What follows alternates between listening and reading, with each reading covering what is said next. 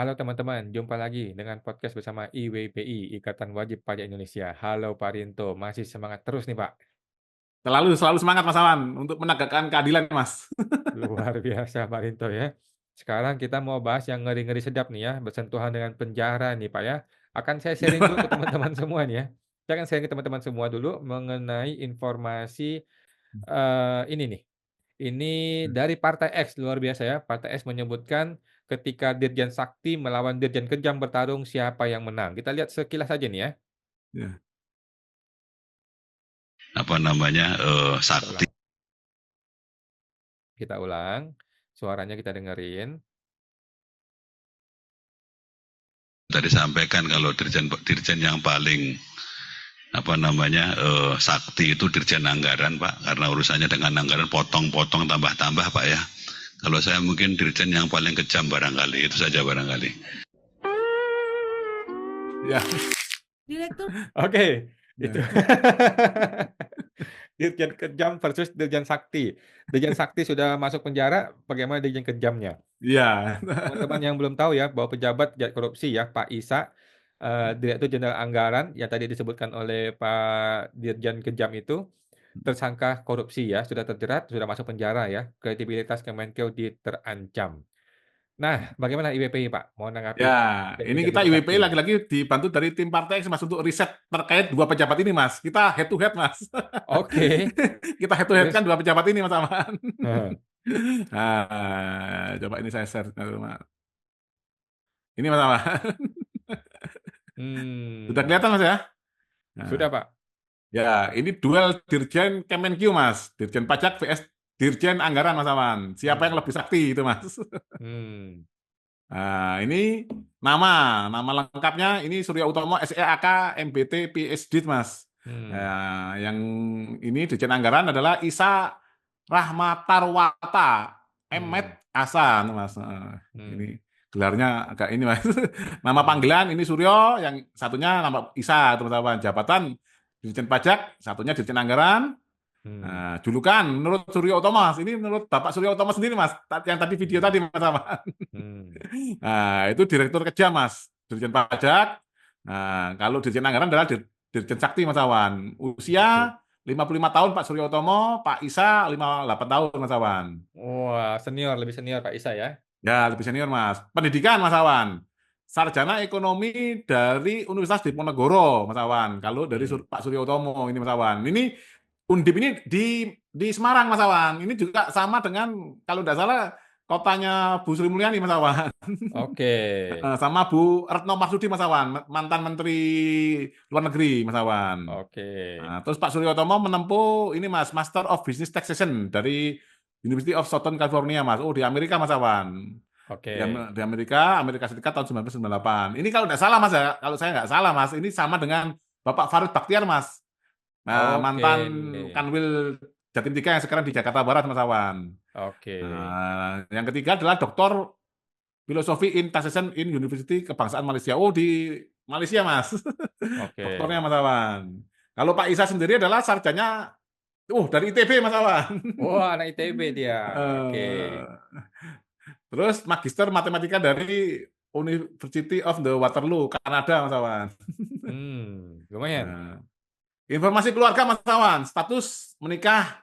Nah, ini statusnya Pak Suryo Utomo ini kawin, Mas Awan. Ini juga tim kami juga saat riset dari timnya Partai X, infonya sangat susah Mas menemukan datanya Mas. Tapi akhirnya nemu di salah satu medsosnya Mas Awan. Oke. Siap. Di salah satu medsosnya sedang menikahkan anaknya Mas Awan. Nah, Oh. nah. Jadi nama istrinya malah tidak tersedia Mas Awan di data yang kami Hmm. riset. Nama anaknya Arinda Arum Hapsari Mas Awan. Hmm. Ini kita taunya satu saja karena anaknya pas menikah itu Mas Awan, dan Hmm. suaminya bule Mas Awan, orang luar negeri Mas Awan. Oke. Nah, nah, ini yang menarik dari keluarga dari Pak Isa ini Mas, dari Dirjen Anggaran yang kemarin ketangkep Kejaksaan Agung, itu Hmm. status menikah, nama istri dan nama anak tidak ada Mas Awan. Oke. Nah, ini yang menarik Mas Awan, mereka sendiri itu kita disuruh wajib pajak, disuruh transparan, mereka aja jangankan hartanya Mas, status keluarganya aja disembunyikan Mas Awan. Oke. Gimana mau ngecek hartanya, Mas, kalau kalau Oke namanya aja deh. nggak ada, Mas. Oke. Terus terkait pelaporan LHKPN rentang 2010 sampai 2023 Mas Awan ya. Terakhir kan 2023 kemarin Mas Mmm, Awan.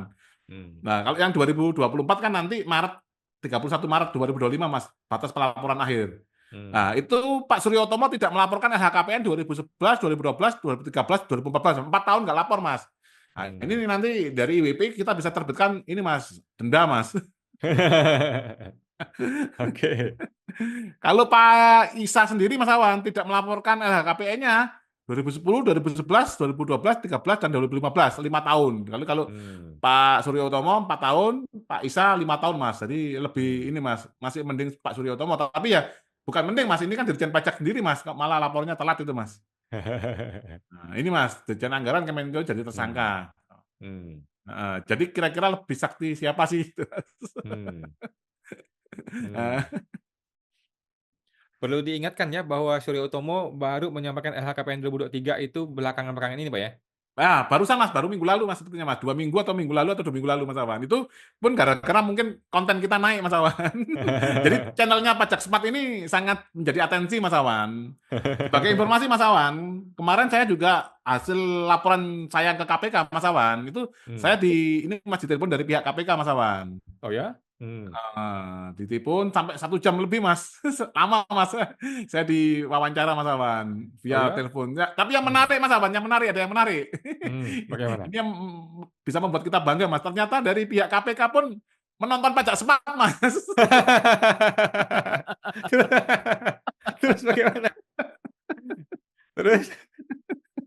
Iya, ternyata apa yang saya sampaikan, mereka rata-rata sudah menyimak terhadap yang apa yang kita sampaikan Mas Awan. Jadi mungkin ini bisa menjadi barometer Mas, channel kita ini Mas. Oke, oke, oke.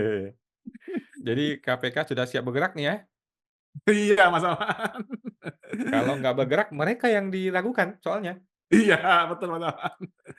Tadi sudah berkoordinasi juga Mas Awan, nanti kan nanti dari ini kan masih masa telaah Mas Awan, itu kan 30 hari kerja, itu terakhir 11 Maret Mas Awan. Mmm, Terakhir 11 Maret, lah nanti baru masuk ke tahap penyelidikan Mas Awan. mmm. Nah, nanti mungkin di tim penyelidikan ada teman saya juga nanti Mas Awan, tenang aja, nanti saya bisa koordinasi sama teman saya sendiri. Oke, siap Pak, Ada yang kita info ke saya nantikan. Mas, saya masuk tim penyelidiknya KPK gitu Mas. Oh gitu? Iya Mas. Oke, kita Karena kan ini nantikan. orang-orang IT Mas, ini kan ngusut kasus IT Mas, jadi kan otomatis kan harus orang-orang yang ngerti IT Mas, kalau nggak ngerti IT ya percuma Mas Aman. Oh benar juga ya, kalau nggak gitu malah salah ya? Betul, betul Mas Aman. Jadi kasus Pak Surya Utomo itu kan terkait adalah pelaporan saya IWPI Mas, terkait ini Mas, dugaan korupsi terkait pengadaan aplikasi Kortek Mas Awan. Mhm, Aplikasi Kortek yang nilainya 1,3 triliun lebih yang secara anggaran yang ini Mas ya, yang ditenderkan. Cuman mmm. kalau ada informasi juga kan Mas ada sampai 5,4 triliun kan Mas di apa Iya, dana-dana untuk tim ini Mas ya, tim persiapan untuk Kortek ini Mas Awan. betul ya, kabar Jadi angin. ini Mas ya, sebagai informasi yang saya sampaikan, kemarin saya juga diwawancara beberapa media juga sudah saya sampaikan Mas. Ada Kontan, ada bisnis.com, ada Medius, ada inilah.com. Itu kan saya kemarin ngasih statement seperti ini Mas Awan. Jadi untuk ini supaya gampang aja Mas ya, karena kalau isu ini ditunggangi Mas Awan, nanti akan bingung Mas, ini Mas masyarakat. Jadi untuk penerapan teknologi Mas Awan, itu ada tiga, ini Mas, penerapan teknologi pemerintah ada 3 fase sebenarnya Mas Awan yang harus dilalui Mas Awan. Mmm, Ya, yang pertama adalah fase proses bisnis Mas Awan. mmm, Ini mutlak harus dilakukan oleh DJP Kemenki Mas Awan. mmm, Mereka harus punya proses bisnis Mas ya, berupa master plan dan lain-lain itu Mas mmm, Awan. mmm, Ini harus dari DJP dan Kemenki Mas Awan, karena mmm, mereka yang mengetahui proses bisnis perpajakan di Indonesia Mas Awan. mmm. Setuju nggak Mas? Betul, betul. Nah, yang kedua Mas Awan, baru membuat regulasi Mas Awan. Mmm, Regulation yang menunjang untuk mengamankan proses bisnis tadi biar bisa dijalankan Mas Awan. mmm, Termasuk nanti pengadaannya dan lain-lain itu Mas Awan. Itu semua Mas, jadi satu Mas Awan.